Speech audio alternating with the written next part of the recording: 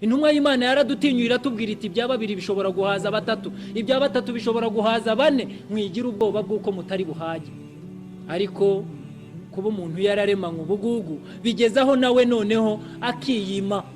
Bivuga ko rero urageraho nawe ukima abandi ariko ukagezaho nawe ubwawe ukiyima. Igihe icyo ari cyo cyose uzicara ushimishwa no kurunda, umenye kurimo kurunda umutungo ari kurunda n'abanzi.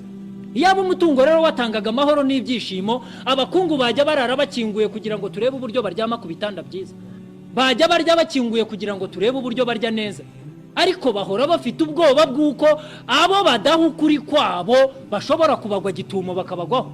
Niyo mpamvu uragenda ugakinga, washyizeho inzugi z'ibyuma ukagerekaho n'umuriro kugira ngo ukozeho hashye, ugashyiraho n'umuzamu, umuzamu ukamuha imbunda cyangwa inkoni, warangiza ukazana n'imbwa zimushyigikira, warangiza ugashyiraho n'ibisakuza kugira ngo nihagira urenga umuzamu ushobore kuba wakumva.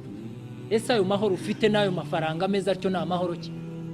Nta kintu kibabaza nko kuba wabwira umuntu ikibazo cyawe, yarangiza aho kugukiza ahubwo akagushinyagurira, akagutereka igikoroto cy'icumi mu ntoki, n'umwana urakimuha akakubaza ati nkigura iki? Niba wifuza ko hari icyo Imana yagukorera, wowe uyikorera iki? Urashaka gutunganirwa gusa, nta kintu na kimwe wowe ukora ngo utunganye ugaragarize Allah subhanahu wa ta'ala ko nawe utunganya.